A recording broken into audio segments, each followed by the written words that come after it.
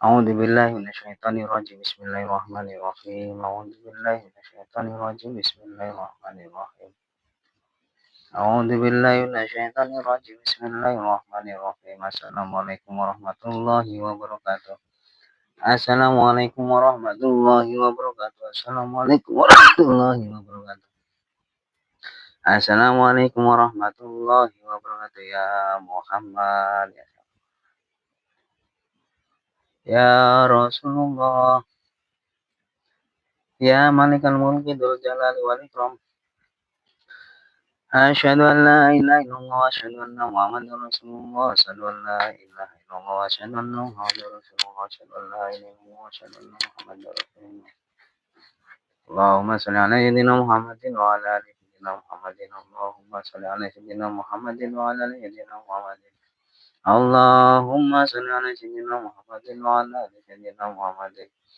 La ilaha illa anta subhanaka inni kuntu minadh dhalimin. La ilaha illa anta subhanaka inni kuntu minadh dhalimin. La ilaha illa anta subhanaka inni kuntu minadh dhalimin.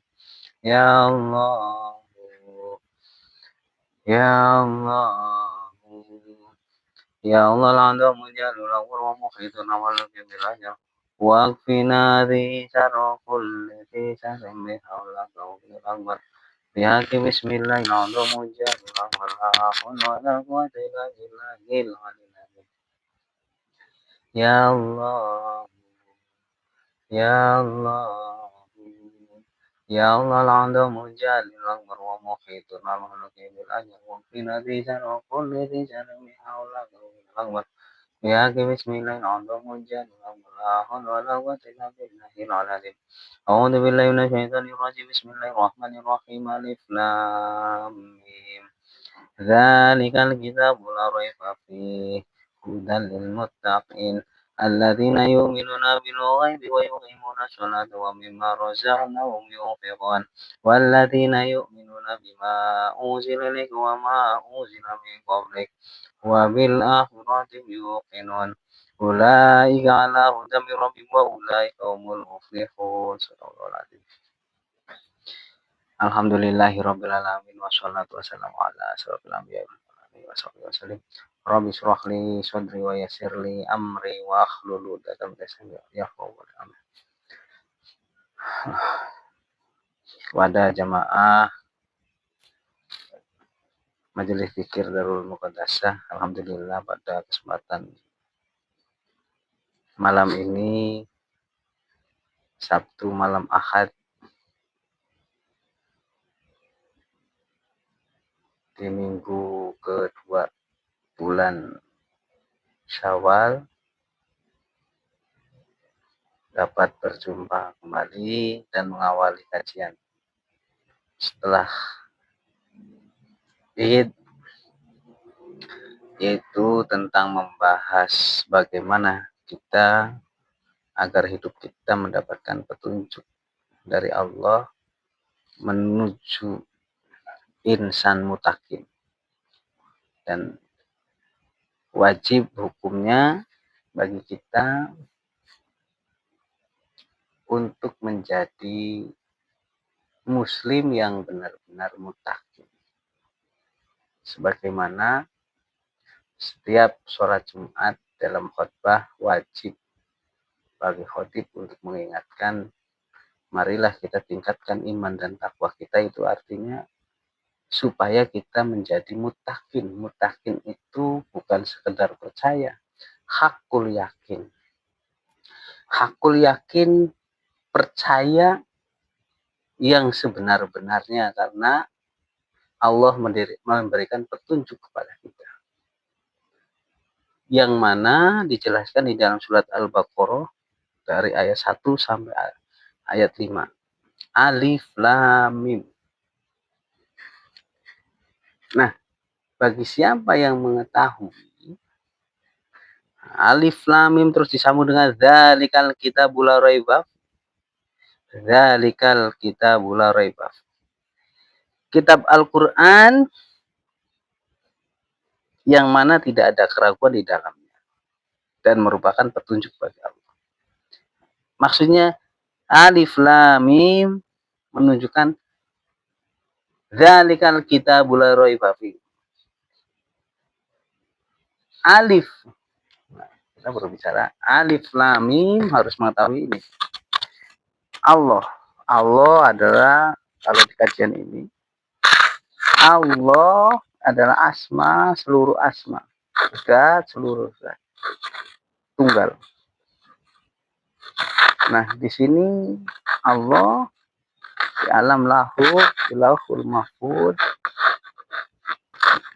menciptakan nur zat, yaitu nur Muhammad, dan nur asma nur zat, dan asma nur asma. Asma nur zat adalah nur Muhammad. Asma nur asma adalah nurullah. Yang mana asma nur zat adalah nur Muhammad, semuanya adalah asma Muhammad atau nur Muhammad, terdiri dari 201 asma. Asma nur asma di sini 1001 asma. Setiap nama, setiap asma ada wujud. Nah, di Lauhul Mahfud ini adalah kawasan ahadiyah, hanya Allah yang mengetahui. Hanya Allah yang mengetahui. Atau ghaibul ghaib. Terus Allah menurunkan lagi di alam Jabarut, Allah menciptakan nur Muhammad. Nur Muhammad itu tercipta dari asma nur zat dan asma nur asma. Harus paham ini dulu, supaya kita paham alif lam. Dari alam Jabarut Allah turun kembali, Allah menciptakan. Nah, di si alam Jabarut, di alam mulki Allah menciptakan, ya, di alam mulki menciptakan malaikat, jin, dan iblis sebelum diciptakannya manusia. Di alam mulki dan di alam malakut. Terus Allah turun kembali di alam, menciptakan, turun lagi di alam nasut, alam surga. Allah baru menciptakan Ahmad, yaitu Adam, insan, menciptakan manusia. Nah, penciptaan manusia ini, kalau kita tarik di sini, Allah, alif lam lam ha. Alif adalah zat, zat hidup atau sumber kehidupan, yaitu nur Muhammad. Lam sifat tunggal. Nur Muhammad itu tunggal, tidak ada lagi. Semua ciptaan Allah diciptakan dari nur Muhammad. Ruh, ya, alam ruh. Alam mulki sebelumnya Allah menurunkan di alam nasut. Ruh kumpulnya di nur Muhammad. Lam, alam awal, lam kedua, asma. Jadi ilmu. Allah menurunkan ilmu, kalam, ilmu di insan. Menjadi ilmu. Asma memberikan pelajaran lewat batin dan lewat dohir. Ilmunya Allah. Petunjuk itu karena insan diberikan ilmu. Af'al kehendaknya Allah, perbuatan Allah. Alif lam mim, kalau kita tarik sini, alif zat, yaitu nur Muhammad. Lam sifat. Mim itu Muhammad. Artinya, siapa yang mengetahui zat, sifat, asma Muhammad, zat, sifat, asma Muhammad, artinya mengetahui secara ruh dan secara dohir.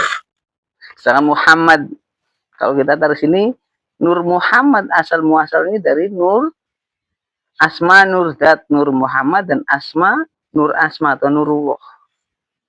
Muhammad, maka Nurullah, Nur Muhammad dan Nurullah bersemayam ada pada diri baginda Muhammad Rasulullah. Maka Muhammad adalah insan kamil, insan yang terpilih, insan yang paling sempurna wujudnya dan sifat-sifatnya, akhlaknya, akhlak yang paling sempurna.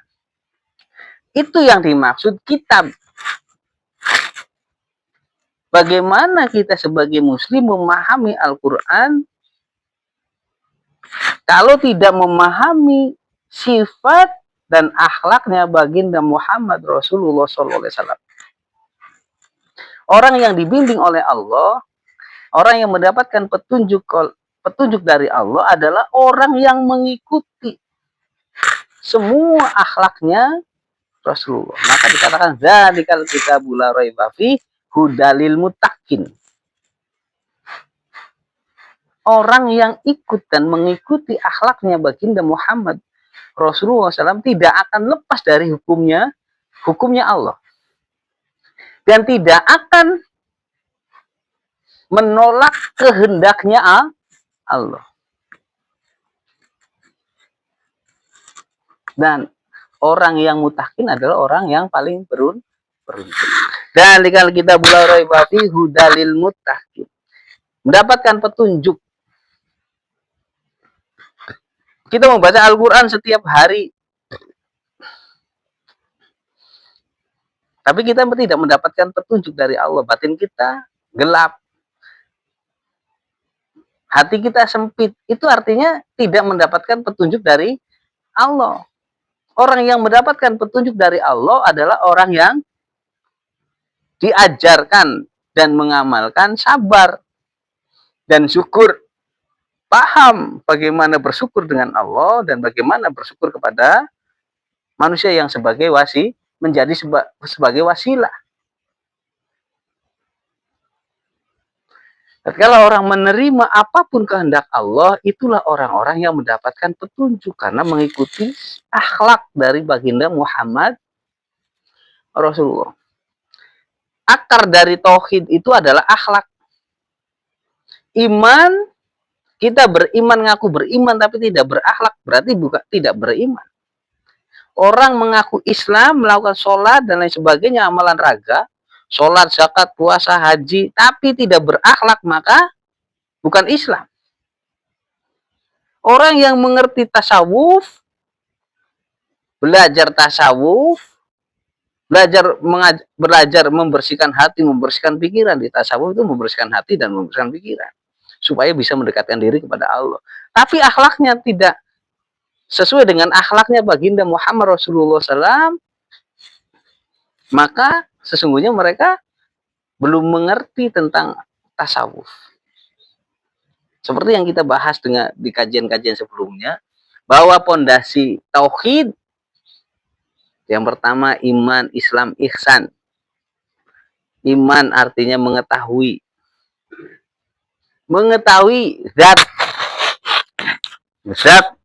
alif itu zat hidup, Allah maha hidup. Dari sumber kehidupannya ada di Nur Muhammad. Dari semua ciptaan Allah itu berasal dari Nur Muhammad, nurnya Allah langsung. Maka di situ bukti Allah, sungguh Allah lebih dekat daripada urat nadimu. Karena apa? Allah sudah menyatu pada diri kita. Dan kita harus kembali kepada Allah. Selanjutnya, alladzina yu'minuna bil ghaibi wa yuqimuna sholata wa mimma razaqnahum yunfiqun.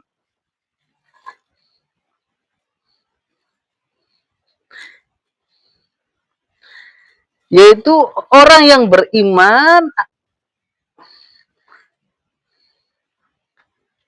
yang mendapatkan petunjuk itu orang yang beriman percaya kepada yang gaib. Petunjuk Allah itu bisa datangnya dari, artinya gaib itu ada. Kalau kita mengetahui asma, semua asma ada wujud. Tapi kalau zikir kita, suruh kita betul-betul ada yang membimbing secara ruhani, maka sesungguhnya artinya bisa iman percaya karena kita tahu, mengalami. Artinya kita diberi bimbingan. Zikir kita dari hasil zikir suluk kita itu dibimbing sehingga akhlak kita selalu tidak lepas atau tidak luput dari akhlaknya Rasulullah. Asma Muhammad ada 201, setiap asma ada wujud. Nah, itu yang membimbing. Asma Allah ada 1001, setiap asma ada wujud. Nah, tatkala kita dibimbing oleh Allah langsung dan oleh Rasulullah dan para solihin yang berjumpa dengan Allah dan Rasulnya, maka itu adalah orang-orang yang benar-benar beriman. Iman kepada ghaib. Menegakkan sholat, artinya menegakkan sholat itu benar-benar paham. Bagaimana sih sholat kita supaya diterima? Ciri orang yang sholatnya diterima itu adalah akhlaknya mengikuti akhlak Rasulullah. Akhlaknya mulia. Lisannya tidak pernah menyakiti orang lain. Tidak pernah mengaku pintar atau lebih pintar daripada orang lain. Selalu santun dengan siapapun. Tidak sakit kepada orang yang telah menyakitinya. Selalu bersabar dengan apa yang menjadi kehendaknya Allah.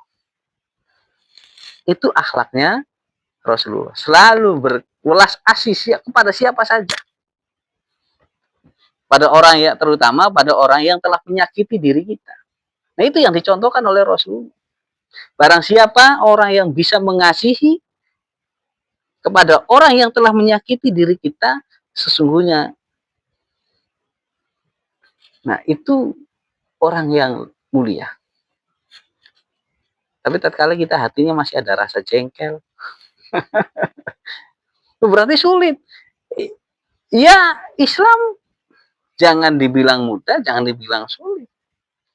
Kalau Allah sendiri yang mengatakan, sungguh pada diri Rasulullah terdapat suri tauladan yang baik. Arti suri tauladan ini supaya kita mencontoh, supaya mendapatkan syafaat baginda Muhammad Shallallahu Alaihi Wasallam. Kita pengen mendapatkan syafaat, tapi boro-boro ngikutin akhlaknya Rasulullah, ya repot. Sholat itu ciri sholat diterima itu bukan cirinya jidatnya ada ciri selalu nyentuh bekas sejadah hitam, gampang tinggal dipahi, dikasih spidol hitam. Bukan itu. Wah, jidatnya hitam ya sampai kapalan. Karena setiap malam kita nangis sujud kepada Allah, tapi akhlak setelah sholat paginya akhlaknya tidak seperti akhlaknya Rasul. Ya, sholatnya tidak diterima. Tapi orang yang kelihatan biasa-biasa saja, tapi mukanya terpancar nurnya. Saat orang ngobrol dengan orang yang cirinya sholatnya diterima itu hatinya tenang. Nggak ngobrol pun kita merasa tenang. Nah, itu ciri orang yang sholatnya diterima oleh Allah. Itu arti menegakkan sholat, bukan mendirikan sholat. Mendirikan sholat mah gampang. Yang sulit adalah menegakkan sholat, memahami apa itu sholat. Sholat itu tanda syukur kita. Allah memberikan ruh dan jasad kita. Sehingga kita dapat hidup. Wasilahnya mana? Dari kedua orang tua. Kalau kita lupa kepada orang tua, lupa kepada jasad kita. Allah memberikan tangan, kedua kaki, kedua mata, kedua telinga. Organ dalam, organ luar. Itu sebagai nikmat. Sumber kenikmatan dari Allah.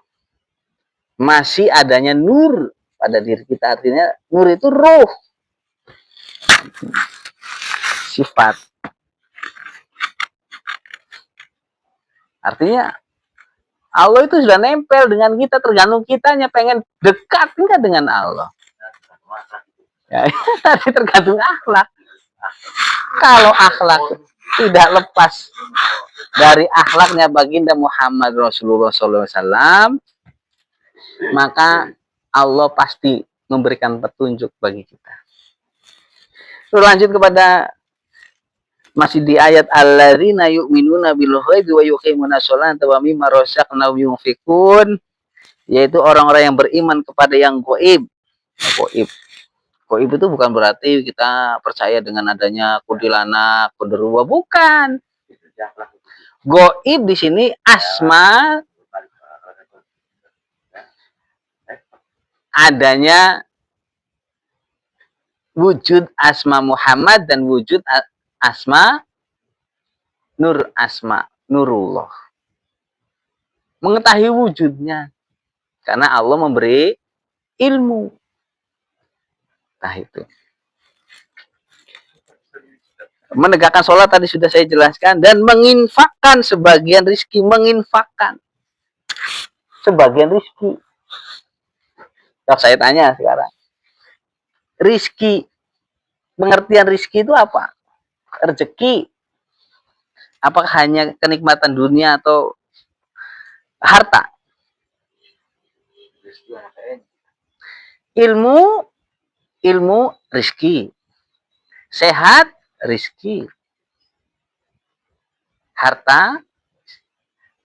Katakanlah kita diberikan ilmu, entah lewat kajian seperti ini, entah lewat Allah membimbing, batin kita dibimbing, terus ada pembimbingan, maka kita sampaikan. Tapi jangan seolah-olah kita menggurui, kan gitu. Bagaimana artinya menyampaikan supaya orang itu kembali kepada marwah, pada asalnya dari Allah, maka harus kembali ke Allah. Apapun yang diberi oleh Allah, maka harus dikembalikan lagi. Kalau kita diberi ilmu, maka bagaimana supaya ilmu kita menjadi ilmu yang maslahat, manfaat, mengingatkan orang supaya ingat kepada Allah, itu maslahat, manfaat. Tatkala kita diberi rizki oleh Allah, diberi rizki itu tidak harus menunggu kaya. Rizki tatkala kita masih diberi kesempatan oleh Allah mendapatkan rizki dari wasilah pekerjaan kita, apapun pekerjaan kita, tatkala mendapatkan rizki, artinya rizki kita lebih itu tatkala untuk makan sehari masih ada sisa, untuk jajannya anak-anak masih ada sisa, maka di situ wajib kita menginfakkan sebagian daripada rizki. Untuk apa? Kemaslahatan, untuk kemaslahatannya agamanya Allah. Mengingatkan orang dengan ngopi bareng, ngobrol bareng, akhirnya ngobrol, kita bisa mengajak orang untuk kembali kepada Allah. Nah, itu rizki. Menginfakkan rizki. Apapun yang diberi oleh Allah, maka kita harus kembalikan lagi kepada Allah. Apapun yang kita usahakan itu datangnya dari Allah. Nah itu. Walladzina yu'minuna bima unzila ilaika wa ma unzila min qablik wa bil akhirati yuqinun. Dan mereka yang beriman kepada Al-Qur'an, Al-Qur'an di sini Al-Qur'an yang tertulis, yang menjadi mushaf, dan Al-Quran yang tidak tertulis. Kalau kita kaji diri kita sendiri itu luar biasa.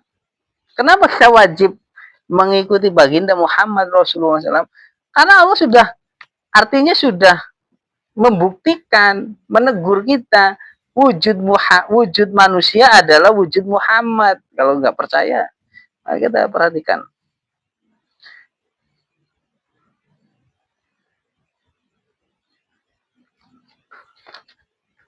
Perhatikan wujud manusia.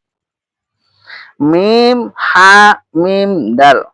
Kepala, mim, tangan, ha, pinggul atau bokong, mim, kaki, dal. Ini baru satu. manusia kan punya tangan dua, ya betul nggak? Kan gitu, kaki dua. Sudah menunjukkan Muhammad, berarti ada dua Muhammad kan? Mim, ha, mim, dal. Mim, ha, mim, dal. Artinya apa? Kita harus mengetahui Muhammad fi samawat, yaitu nur. Muhammad fil ardi, yaitu menjadi rasul. Muhammad yang menjadi rasul, kekasihnya Allah, yang mengingatkan kita, yang mendidik kita. Kalau kita mengetahui ini dan ini, maka sesungguhnya orang itu, mereka itu orang-orang yang paling beriman, benar-benar beriman karena tahu. Wajib nggak berarti? Wajib mengetahui Muhammad fi samawati dan Muhammad fil ardi. Itu. Nah terus insya Allah saat kala kita memahami ini, mengkaji badan kita, maka barang siapa mengetahui dirinya sendiri, maka mengetahui Allah, kan jelas. Barang siapa mengetahui dirinya sendiri, maka mengetahui Allah. Maksudnya ini. Yang diturunkan kepada baginda Muhammad Rasulullah SAW. Diturunkan kepada Muhammad. Pada Muhammad ya, setiap semua ciptaan Allah, wujudnya wujud Muhammad, tetap wujudnya wujud Muhammad. Dan kitab-kitab yang telah diturunkan sebelumnya. Dan kalau kita yakin kepada baginda Muhammad Rasulullah SAW, maka kita pasti dipertebal imannya kepada kitab-kitab yang diturunkan sebelumnya. Dan mereka yakin adanya hari akhir, hari kembali. Kalau kita kembalinya bisa, ya minimal di alam nasib lah. Minimalnya kembali lagi di alam, syukur-syukur kembalinya di sini, di alam Jabarut. Sulit kembali ke alam nasib aja, syukur-syukur lah. Entah tingkat keberapa, walau alam, tergantung bagaimana usaha kita di dunia untuk mengenal Allah. Terus ulaika ala udami robbi wa ulaika muflihun, mereka lah orang-orang yang mendapat petunjuk dari Allah, dan mereka itulah orang-orang yang beruntung. Sudah jelas, Pak. Setiap manusia yang mendapatkan petunjuk dari Allah, maka orang tersebut adalah orang yang paling beruntung. Beruntung itu bukan berarti kaya raya di dunianya, bukan. Artinya Allah menginginkan semua manusia itu selamat. Semua manusia itu, keinginan Allah mah semua manusia mendapatkan petunjuk. Tapi kalau manusia itu sendiri tidak mengejar bagaimana supaya kita mendapatkan petunjuk, ya tidak akan diberi petunjuk oleh Allah. Syarat diberi petunjuk oleh Allah, syaratnya harus bersih. Allah Maha Suci, subhanallah. Kita setiap subhanallah, setiap habis sholat subhanallah, zikir subhanallah, tapi kita tidak pernah berusaha untuk membersihkan diri kita sendiri. Tidak pernah mengkoreksi kesalahan kita. Tidak sibuk mengoreksi kesalahan kita. Sibuknya mengoreksi kesalahan orang lain. Bagaimana diri kita bisa bersih? Rumah kita bersih karena kita membersihkan rumah kita sendiri. Nggak mungkin yang membersihkan itu tetangga. Ya kan? Nah itu. Artinya kita wajib membersihkan diri kita sendiri supaya Allah melihat dan memandang kita, sehingga Allah memberikan petunjuk pada kita. Syaratnya bersih. Bersih hati, bersih pikir. Syaratnya kita mendapatkan petunjuk dari Allah itu bersih hati dan bersih pikir, yang ditunjukkan dengan akhlakul karimah. akhlak yang meniru akhlaknya baginda Muhammad Rasulullah SAW. Nah, dari sini apakah ada pertanyaan? Anda sing takon? Jelas? Nah, jadi angel beli niru akhlaknya Rasulullah ku.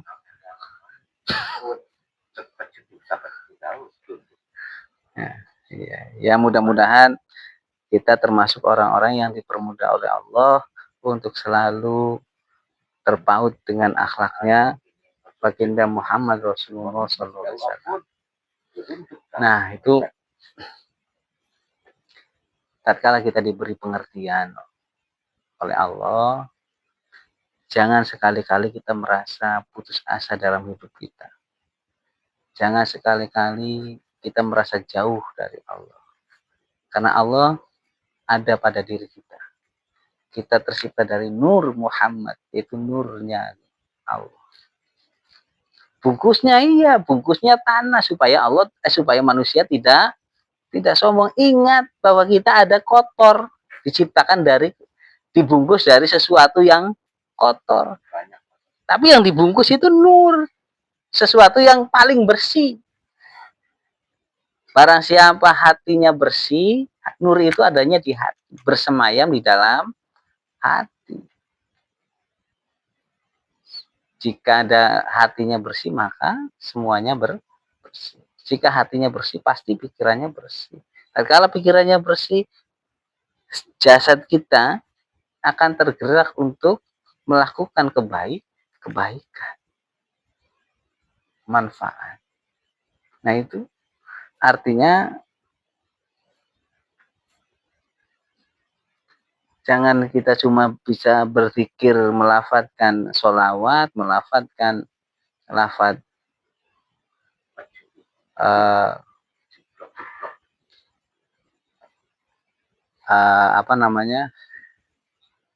zikir dengan memuji Allah, tapi kita tidak pernah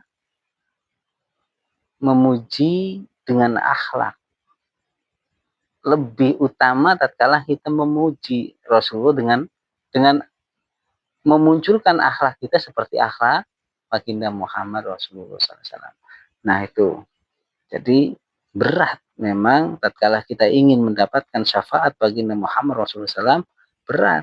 Karena apa? Rasulullah tidak pernah menyimpan rasa jengkel, rasa dendam, amarah. Karena nafsu, makanya kita perlu belajar memerangi hawa nafsu kita. Nah, itu supaya kita tidak lepas dari akhlaknya baginda Muhammad Rasulullah SAW.